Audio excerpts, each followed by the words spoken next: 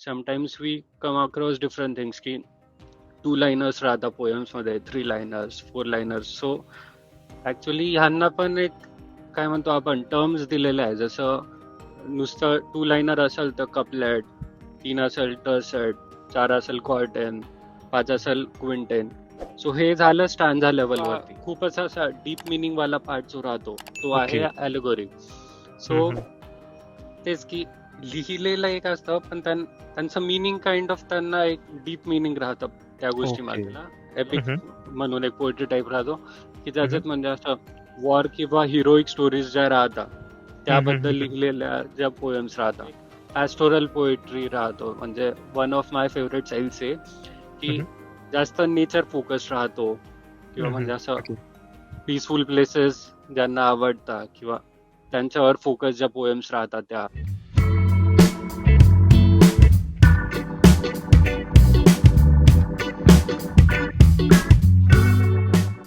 आज आपल्या चॅटबीट पॉडकास्टमध्ये एक कवी आले आहेत, एक पोएट आले ज्याचं नाव आहे आकाश. सो आकाशने नवीन एक पुस्तक लॉन्च केलं आहे ज्याचं नाव आहे विस्परिंग वुड्स. तुम्ही नक्की हे ॲमेझॉनवरती चेकआउट करू शकता, फ्लिपकार्टवरती पण अवेलेबल आहे. सो आज आपण आपल्या चॅटबीट पॉडकास्टमध्ये त्याच्यासोबत गप्पा मारणार आहोत पोएट्रीबद्दल, पोएम्सबद्दल, त्याच्या एक्सपिरियन्सेसबद्दल अँड ऑफकोर्स या पुस्तकाबद्दल. तुम्हाला समजा कविता आवडत असतील तर तुम्हाला आजचा पॉडकास्ट नक्की आवडेल.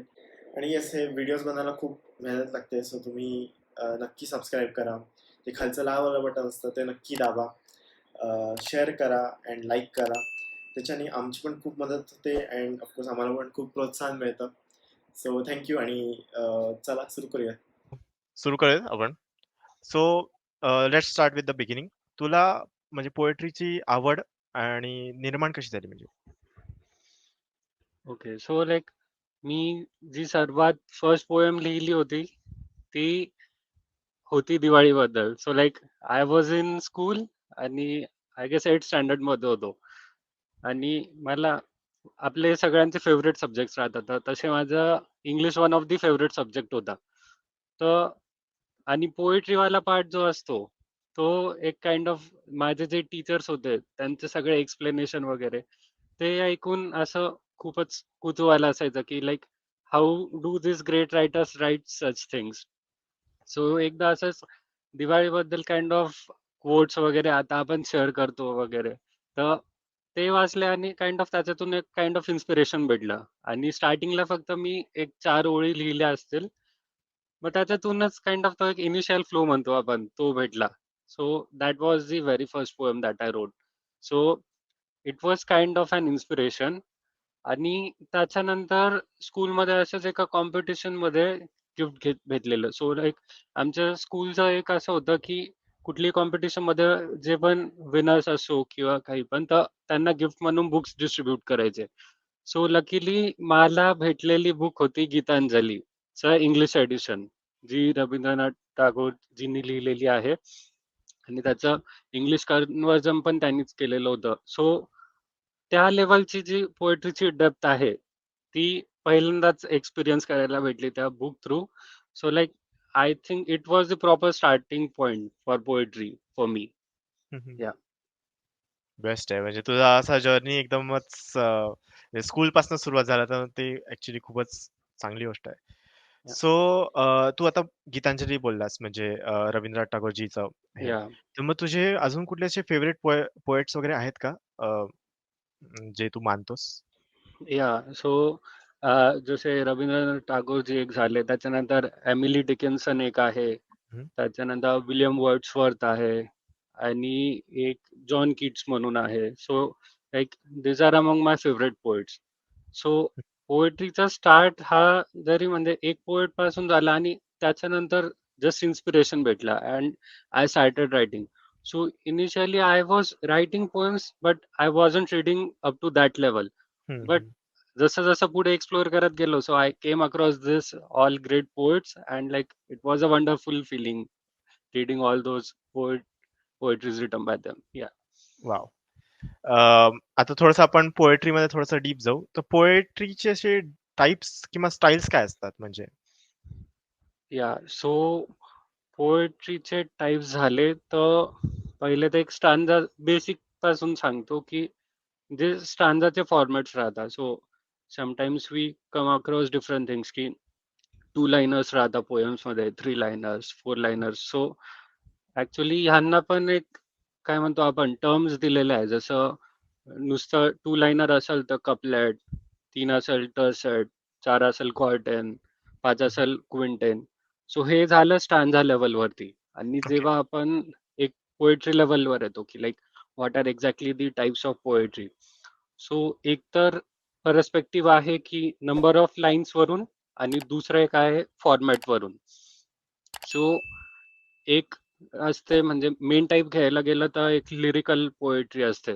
So like all that we do for expressing our feelings that may be okay. related to different things. So lyrical मध्ये मग एक आलं पर्टिक्युलर सेक्शन म्हणजे सोनेट. ऐकलं असेल बऱ्याच वेळेस म्हणजे विलियम शेक्सपियर वगैरेच्या अराउंड. तर sonnet poetry basically 14 liner poem राहते. ओके. आणि त्याच्यात पण असतात 2 टाइप्स. एक असती पेट्रिआर्कन सोनेट, जे म्हणजे एक पॅरेग्राफ 8 लाइनर आणि सेकंड 6 लाइनर, आणि दुसरं असतं शेक्सपियरियन सोनेट. सो याच्यात असं 4-4-4-2 असा म्हणजे पॅटर्न राहतो की म्हणजे 4 लाइनर्सचे 3 आणि एक 2 लाइनरचा एंड. ओके. त्याच्यानंतर एलेगी राहतं किंवा एलिजी म्हणता येईल. सो हा एक टाइप म्हणजे एक्सप्रेसिंग सॉरो म्हणतो आपण, okay. Expressing sorrow or grief over someone. So तो या सेक्शन मध्ये येतो. त्याच्यानंतर ओड राहतं. So it is kind of won't say opposite but admiration of certain things. जर कशाबद्दल काही एक्सप्रेस करायचं असेल in a okay. Profound way, तो एक पार्ट झाला. सो आतापर्यंत जितकं सांगितलं हा पूर्ण लिरिकल पोएट्रीचा एक भाग झाला. ओके. त्याच्यानंतर तर असाच एक असतो नरेटिव्ह पोएट्री टाईप. सो म्हणजे जस्ट म्हणजे ते टायटलच एक डिफाईन करतं की नरेटिव्ह इन द सेन्स पूर्ण एक सिक्वेन्स राहते, काइंड ऑफ स्टोरी फॉर्मॅट, पूर्ण डिस्क्रिप्शन टाईप ऑफ. सो याच्यात जनरली कसं राहतं की जी बिगिनिंग आहे, मिडल आणि एंड पार्ट आहे, तो एकदम असा काइंड ऑफ क्लिअरली डिफाईन करता येतो. एक पूर्ण ते स्टोरी फ्लो मध्ये घेऊन जातं. आणि मग याच्यात पण वेगवेगळ्या थीम्स असू शकतात. जसं म्हणजे एक लव्ह पोएट्री झाली, ऍडव्हेंचर, किंवा एखादा मॉरल प्रिन्सिपल्स रिलेटेड, किंवा कुठलेही जर हिस्टोरिकल इव्हेंट झाले असेल त्या रिलेटेड. ओके. तसंच एक अलिगोरी म्हणून राहतं. तर ह्या त्या पर्टिक्युलर पोएम्स राहतात. आपण स्कूलमध्ये बोलतो, स्कूलमध्ये एक्सपिरियन्स केला असेल की टीचर जनरली बोलायची की लाईक पोएटनी असं असं लिहिलंय, पण through this the poet wants to convey this. So sometimes we get confuse की इथे असं लिहिलंय पण हे काय meaning. So like this actually one of the काय म्हणतो आपण हार्डेस्ट फॉर्म टू राईट, किंवा खूपच असा डीप मिनिंग वाला पार्ट जो राहतो तो आहे ओके. ॲलेगोरी. सो तेच की लिहिलेलं एक असतं पण त्यांचं मिनिंग काइंड ऑफ त्यांना एक डीप मिनिंग राहतं त्या गोष्टी ओके. मागे. So like okay. This can be related to any moral lessons किंवा असे जे डीप ट्रुथ्स वगैरे म्हणतो आपण. तर त्याच्यात असं सिम्बॉल्स किंवा मेटाफर्स यूज करता इनडायरेक्ट रिलेशन दाखवण्यासाठी गोष्टींसोबत. Okay. Like it's really a beautiful and intricate thing I say. आणि तसंच मग एक एपिक पोएट्री टाईप म्हणता येईल आपल्याला. एपिक म्हणून एक पोएट्री टाईप राहतो की त्याच्यात म्हणजे असं वॉर किंवा हिरोईक स्टोरीज ज्या राहतात त्याबद्दल लिहिलेल्या ज्या पोएम्स राहतात, तर त्या एपिक ओके. मध्ये आलं. तर हा सगळा झाला नरेटिव्ह पोएट्रीचा भाग. ओके. तसाच मग एक पॅस्टोरल पोएट्री राहतो, म्हणजे one of my favourite styles आहे की जास्त नेचर फोकस राहतो, किंवा म्हणजे असं ओके. पीसफुल प्लेसेस ज्यांना आवडतात, किंवा त्यांच्यावर फोकस ज्या पोएम्स राहतात त्या simplicity in short kind of. तर मग त्याचे ते टाइप्स आहे. जसं एक बेसिक पॅस्टोरल पोएट्री आहे म्हणजे जी मेन थीम कॅरी करते पॅस्टोरल पोएट्रीची. त्याच्यानंतर एक लॉग आहे, पॅस्टोरल एलिगी आहे. जसं एलिजीचं आधी सांगितलं की तेच की म्हणजे अबाउट लॉस ऑफ समवन. तर पॅस्टोरल एलिजी मध्ये कसं होतं की एखादी गोष्ट आहे, म्हणजे can be a physical thing or something की ज्याच्याशी आपल्याला अटॅचमेंट राहते. So okay. लाईक जर त्या गोष्टीला काही अफेक्ट झाला की somehow if it is not there, it use to be there, तर त्याच्याबद्दल जे ग्रीफ आपण एक्सप्रेस करतो तर तो झाला एक पॅस्टोरल पोएट्रीचा भाग. तर मी जी विस्परिंग वुड्स आहे त्याच्यामध्ये एक लीफ बद्दल एक पोयम लिहिलेली आहे. सो त्याला आपण काइंड ऑफ पॅस्टोरल एलिजी मध्ये कन्सिडर करू शकतो. तर ओके. आणि एक लास्ट टाइप जो राहतो तो असतो एक dramatic poetry. So like it is kind of monologue किंवा डायलॉग फॉर्मॅट मध्ये जी पोएट्री राहते ती. तर हं. हे झाले एक मेजर टाइप्स आणि अजून पण बरेच टाइप्स आहे पोएट्रीचे. आणि जेव्हा आपण एखादी पोयम बघतो हं, हं. तर हे खूप डिफिकल्ट आहे की एका पर्टिक्युलर टाइप सोबत त्याला आयडेंटिफाय करणं की most okay. Of the times it's a mixer of all. But oh! Like हे जे फिलिंग्स वगैरे राहतं तर हं, हं. तो पार्ट झाला आणि दुसरं लाइनर्स हा एक भाग झाला. सो लाईक हा एक जनरल ओव्हरव्ह्यू त्याबद्दल. ओह! म्हणजे या ॲक्चुअली आपण म्हणतो तर पोएट्री खूपच ॲक्चुअली डीप आहे म्हणजे या आणि स्कूलमध्ये वगैरे तर आपण 2-4च पोएट्री शिकतो किंवा म्हणजे ऑफ कोर्स स्टँडर्ड वाईज वगैरे. पण खूपच डीप आहे म्हणजे स्टडी वगैरे. मस्त या डिस्क्रिप्शन राईट. पण खूप मस्त आहे तिथं. सो तू या स्टाईल्स बद्दल वगैरे बोललास आणि तू आय गेस सो ह्याचं पण बोललास एक नेचरच्या बद्दल. सो या तू तुझ्या पुस्तकामध्ये कुठले स्टाईल्स इन्कॉर्पोरेट केलेस म्हणजे असं इन जनरल सांग म्हणजे? या सो जनरली एक पॅस्टोरल पोएट्री मेजरली घेतलेली आहे हं, हं. कारण नेचरच्या अराउंड आहे सगळं. हं, हं. आणि त्याच्यानंतर काही काही जे एपिक पोएट्री फॉर्मॅट आहे, काही काही हिरोइक काइंड ऑफ टर्न दिलेला आहे स्टोरीजला, त्या एक आहे. आणि नरेटिव्ह पोएट्री पण थोड्या म्हणजे एक दोन पोएम्स मध्ये नरेटिव्ह पोएट्री वाला पार्ट एक स्टोरी फॉर्मॅट पण डिफाईन करायचा प्रयत्न केलेला आहे. परत एक काइंड ऑफ शेक्सपिरियन सोनेट पण आहे. एक पॅराग्राफचं थोडं हे कन्सिडर केलं तर तर काइंड ऑफ म्हणजे कव्हर केलेले आहेत असे बरेच पार्ट्स. या ओके. आता लेट्स गो विथ म्हणजे तू कसं लिहितो? म्हणजे लेट्स से की म्हणजे तुझी क्रिएटिव्हिटी कशी स्पार्क होते पोएट्री लिहिण्यासाठी? त्याच्याबद्दल सांगू शकतोस? या so generally me most of the times ह्या नेचर रिलेटेड किंवा आपण म्हणतो ना सेल्फ पोएम्स म्हणतो आपण की हं, हं. Like related to self belief self feelings आपण हं, हं. बॅकिंग ऑफ सेल्फ म्हणजे तो एक self centred kind of poems म्हणता येईल की हं, म्हणजे हं. अफर्मेशन्स वगैरे हा एक टाइप झाला आणि एक दुसरा जो नेचरचा सांगितला तो. हं, हं. तर नेचरच्या ज्या पोएम्स आहेत त्या मोस्ट ऑफ द टाइम्स जेव्हा असं ट्रेक्स वगैरेला गेलो समजा मी हं, तर हं. तिथे कधी कधी काही गोष्टी हिट होता किंवा हं, असा एक थॉट येतो डोक्यामध्ये. तर त्या थॉटच्या अराउंडच पोएम्स लिहितो किंवा मग हं. असं एखादी लाईन अचानकच डोक्यात येते की फ्रेज येते की एखाद्या गोष्टीबद्दल ऍडमिरेशन बद्दल तर ती फ्रेज तिथेच न सोडता त्याबद्दल अजून थोडं लिहिणं. मग हे कधी कधी एक इन्स्पिरेशन राहतं पोएट्री लिहिण्याबद्दल. ओके. तू मग या बुक वगैरे कॅरी करतोस का म्हणजे ट्रेकवरती जाताना?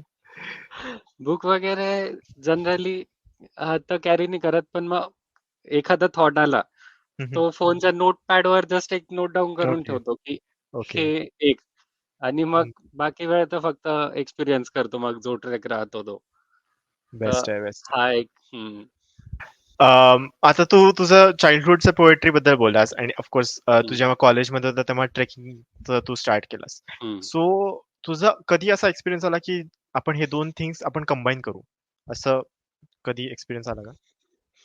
या सो याचा सर्वात पहिला एक्सपिरियन्स तर मी आता सांगितलं की हरिश्चंद्रगडला हं, हं, दोनदा गेलेलो. हं, तर तेव्हा जेव्हा फर्स्ट टाइम मी गेलो होतो हं, तर तेव्हा पहिल्यांदा एक तो एक्सपिरियन्स आला की तिथली जी शांतता आहे तर तिच्याबद्दल काहीतरी लिहावं कारण ती फिलिंग एकदा वर्ड्स मध्ये एक्सप्रेस करावी.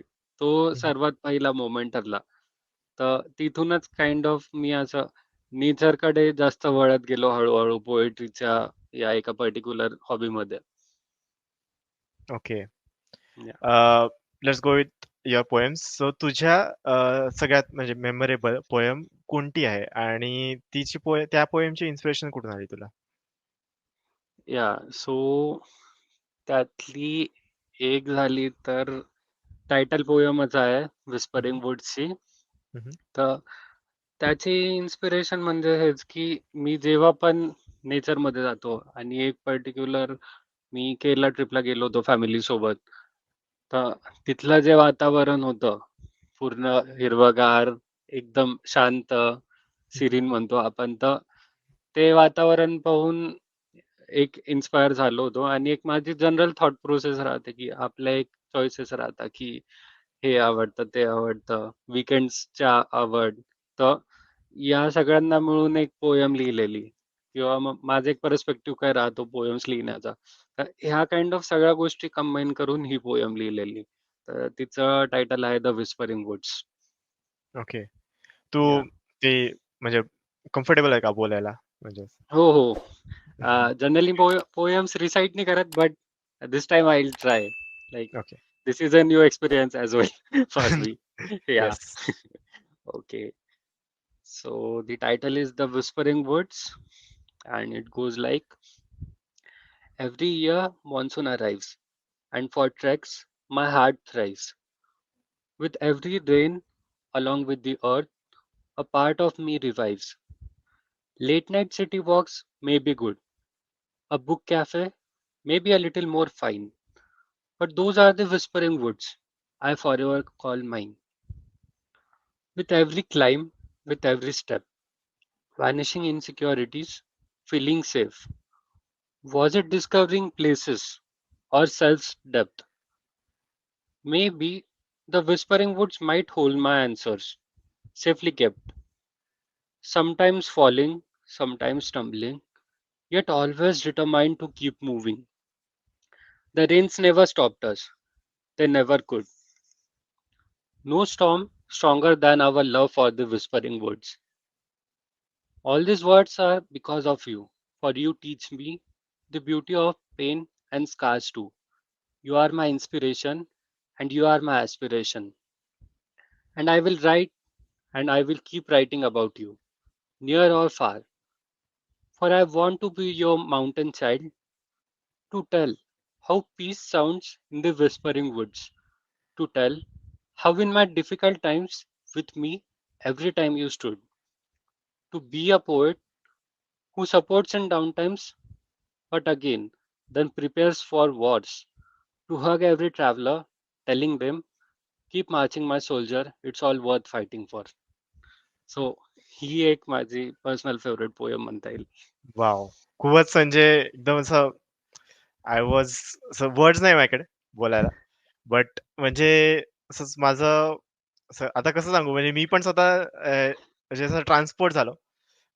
इथे म्हणजे सह्याद्रीच्या माउंटन्समध्ये वगैरे असं. म्हणजे तू केरला बोललो, पण माझ्यासाठी ते थोडंसं असं सह्याद्रीच्या माउंटन्स वगैरे थोडेसे त्या जंगल पार्टमध्ये वगैरे असं मी पण ट्रेकिंगला गेलो होतो. सो तेच भारी वाटलं. खूपच म्हणजे मस्त होती पोएम. सो आता तू पोएम वगैरे तर बोलशील मेमोरेबल पोएम. पण आता लेट्स से की तुझं म्हणजे एक पोएम लिहिली आहेस तू. सो तू ती रिवाइज किंवा रिफाईन कशी करतोस? या so generally me most of the ज्या पोएम्स लिहितो त्या वन गो मध्ये लिहितो. मोस्टली 30 मिनिटच्या आत एक पोएम कम्प्लीट करून घेतो नाही म्हणता येईल, होऊनच जाते 30 मिनिटच्या आत, कारण तो एक थॉट प्रोसेस, एक फ्लो राहते ती. आणि कधी कधी जर वाटलं एखादी पोयम खूप डेलिकेटली लिहिली किंवा खूप डेलिकसीज आहे त्या पोयम मध्ये, तर त्या केसमध्ये पोयम लिहिल्यानंतर जनरली लगेच पोस्ट नाही करत. एक साधारण एखाद्या वीकचा गॅप घेतो आणि परत रिव्हिजिट करतो त्या पोयमला. तर यांनी म्हणजे मला काय अनुभवायला भेटलं, की तो एक गॅप घेतला तर थॉट प्रोसेस पण तोपर्यंत किंवा पर्स्पेक्टिव्ह, एक रायटर्स पॉइंट ऑफ व्ह्यू पासून आपण रीडर्स पॉइंट ऑफ व्ह्यू मध्ये जातो. तर तो जो नवीन पर्स्पेक्टिव्ह राहतो, तर काही काही गोष्टी आपण म्हणजे पहिल्यांदा एक्सपिरियन्स करतो त्याच पोयम बद्दल. तर त्याच्यात मग त्यानुसार थोडेफार चेंजेस केले किंवा अजून काही ऍड करता आला तर तसं ऍड करतो. तर ही एक जनरल थॉट प्रोसेस राहते. ओके. आणि ऑफकोर्स आपण आधी पण बोललो होतो तो तेव्हा तू म्हटला होतास की अॅनिमे तुला खूप आवडतं. सो हाऊ इज म्हणजे अॅनिमे कसं तुला इन्स्पायर केलं म्हणजे म्हणजे समजा असं काही इन्स्पायर झालं का तू अॅनिमे थ्रू वगैरे असं पोएमसाठी? या सो मोस्टली जे इन्स्पिरेशनल पार्ट्स राहतात किंवा एक असं पीसफुल मुवमेंट्स पण राहतात काही काही. तर त्याच्यात अॅनिमे थ्रू इन्स्पिरेशन भेटतं. तर आता एक युअर नेम म्हणून एक अॅनिमे मूव्ही आहे. हं, हं. तर त्याच्यातलं जे बॅकग्राऊंड्स वगैरे आहे ते इतके छान वाटले. ते एक वेगळ्याच लेव्हलचा पीसफुलनेस होता. तर काही काही असे मोमेंट्स असतात ना आपण बघतो आणि ते वर्ड्समध्ये डिफाईन नाही करता येत. तर त्याबद्दल एक पोयम लिहिलेली होती, की म्हणजे ती काइंड ऑफ त्याच्यातून त्या अॅनिमेवरून इन्स्पायर्ड होती, की कधी-कधी काही गोष्टी एक्सप्रेस करायला वर्ड्स नसतात. पण हे टॉपिक घेऊन एक ती पोयम लिहिलेली होती किंवा हं, हं. काही-काही ज्या इन्स्पिरेशनल पोएम्स राहतात, की म्हणजे खूप टफ टाईम फेस केले वगैरे. हं, हं. हं, हं. तर त्याच्यातून पण ओव्हरकम करणं. आता या कॅटेगरीमध्ये जर जस्ट एक अॅनिमेच एक्झाम्पल द्यायचं झालं तर जसं एक हायक्यू आहे. ते हं, हं. इन्स्पायरिंग वाटलं. नारुतो झालं, वन पीस आहे आणि हाजिमे नो इप्पो म्हणून एक जुना anime. So like these are in the inspirational categories, की हं, हं. इथून तो एक जो आपण म्हणतो ना फायर पार्ट राहतो, तर तो इथून येतो. तर like there are many such scenarios. तुझा म्हणजे असं कधी असा रायटर्स ब्लॉक आलाय का जे म्हणतात रायटर्स ब्लॉक? आणि तू ते कसं ओव्हरकम कसं केलंस? समजा आलं.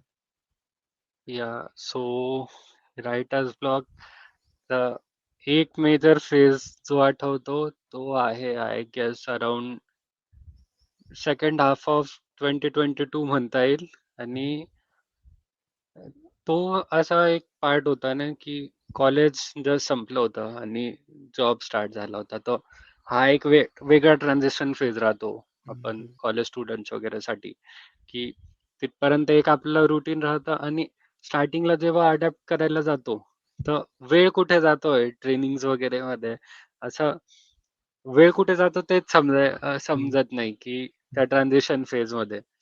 तर तेव्हा खूप मोठा असा गॅप पडलेला, की काहीच लिहिलं नव्हतं 6-7 महिने. आणि मध्येच असं लिहायचं मन झालं, तर एक पोयम लिहायला स्टार्ट केली आणि तिचा पण एखादा पॅराग्राफ लिहिला आणि असं काय सुचला नाही जास्त. आणि ती फर्स्ट पोयम होती की जी अर्धावट सोडली असेल मी अशीच, हो. की कंप्लीट नाही केली. हं, हं. आणि त्यानंतर अजून एक 4-1 महिने गेले असेल आणि एक फ्रेंडनी मूव्ही रेकमेंड केली होती. डेड पोएट सोसायटी म्हणून. हं, हं. तर ती अशीच बघितली आणि ती खरंच एक खूप छान मूव्ही आहे. म्हणजे ज्यांना क्रिएटिव्हिटी वगैरे या गोष्टींकडे ओढ ओढ आहे किंवा अशा जुन्या मूव्हीज बघायला आवडतं, तर ती वन ऑफ माय फेव्हरेट्स मध्ये म्हणता येईल. तर हं, हं. ती मूव्ही बघितल्यावर जो स्पार्क आला, की सगळ्यात पहिली गोष्ट जी मी केली ती वाली पर्टिक्युलर पोयम कंप्लीट केली. हं, हं. म्हणजे ती कंप्लीट करायला इन्स्पिरेशन तिथून भेटलं. हं, आणि हं. इनफॅक्ट जी मी बुक पब्लिश केली आता रिसेंटली, हं, हं. आधी काहीच प्लॅन नव्हता. पोएम्स जस्ट म्हणजे आवड होती पोएम्स लिहायची म्हणून लिहित गेलो होतो. Publish okay. करायचा काहीच प्लॅन नव्हता. पण ती मूव्ही बघितली आणि मग तेव्हा एक फिलिंग आली, की काहीही असो ॲटलीस्ट जस्ट एक एक्सपिरियन्स म्हणून आपण ही बुक पब्लिश करू. अशी ती एक पहिल्यांदा फिलिंग आली. So like I just went with the flow for that. Wow! So like that was a की फॅक्टर. तो हेच एक डोक्यात घेतलं, की लोड नाही घ्यायचं. जेव्हा एक ती पर्टिक्युलर फीलिंग हिट होईल, हं, हं. तर गो विथ दॅट फ्लो. तेव्हा प्रोक्रॅस्टिनेट नाही करायचं. हे एक ओके. झालं आणि इन्स्पिरेशन कुठं पण जनरेट होऊ शकतं. हे एक main. So like best. Just keep your eyes open and like look at the surroundings. नुसतं असं सरळ जाण्याऐवजी बघा थोडं असं. तर तसं म्हणजे माझा पर्सनल एक्सपिरियन्स तसा होता त्याबद्दल. हं. वॉव! वॉव! सो तू ती पोएम म्हणजे म्हणू शकतोस का? या. आता तू जे म्हणतोस. ओके. बघतो एकदा ती.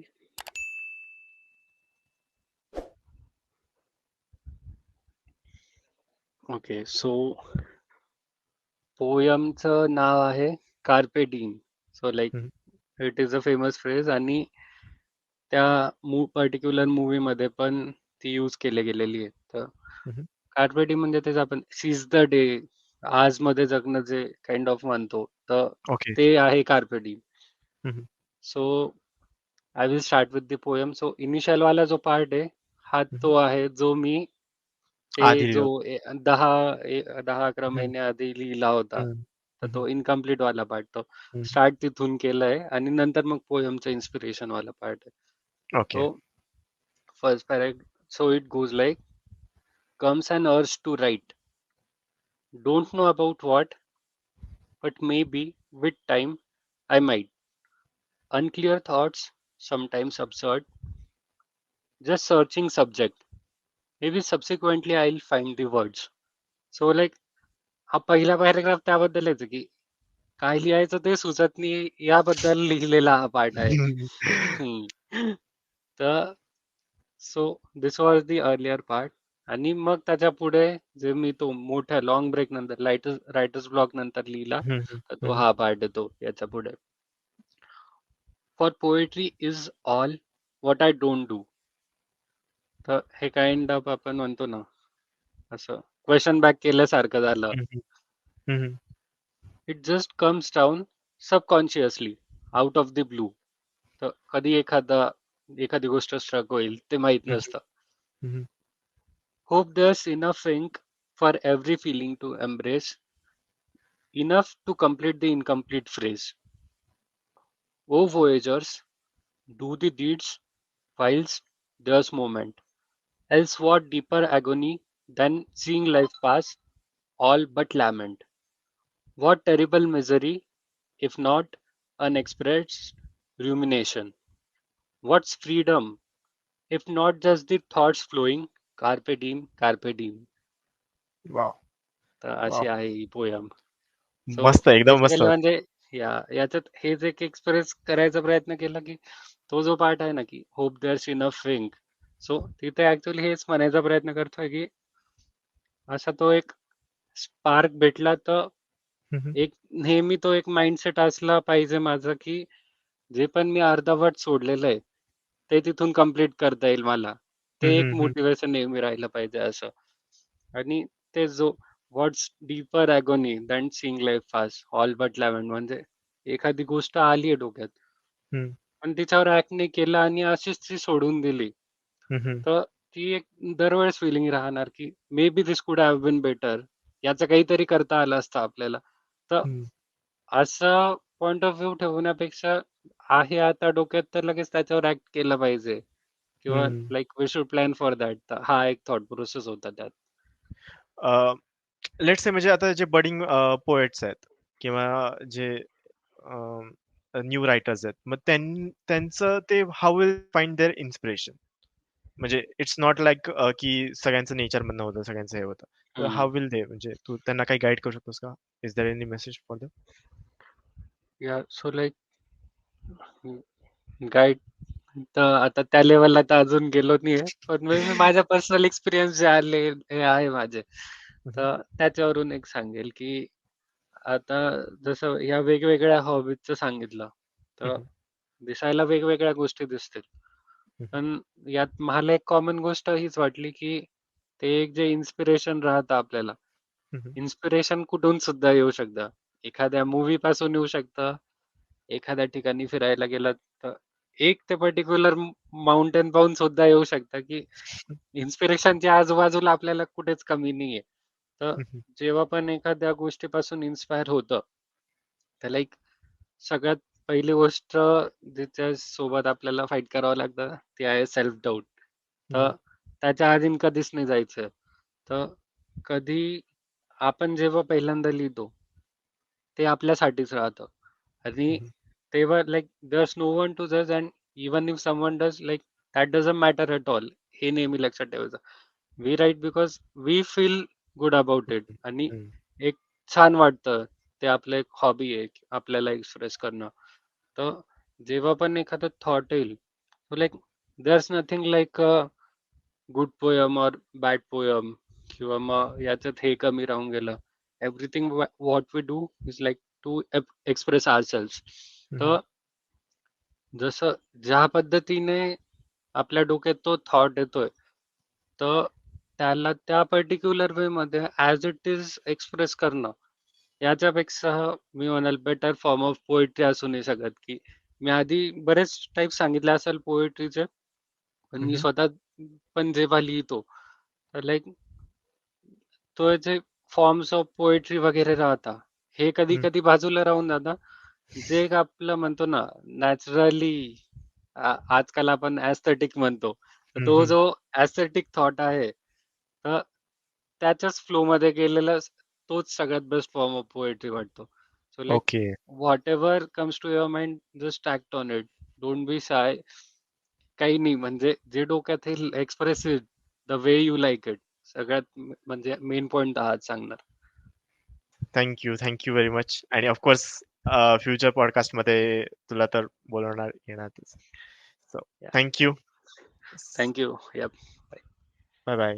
तुम्हाला आजचा एपिसोड आवडला असेल तर नक्की लाईक करा, शेअर करा आणि सबस्क्राईब करा. सो थँक्यू अँड आपण नक्की पुढच्या एपिसोडमध्ये भेटूयात.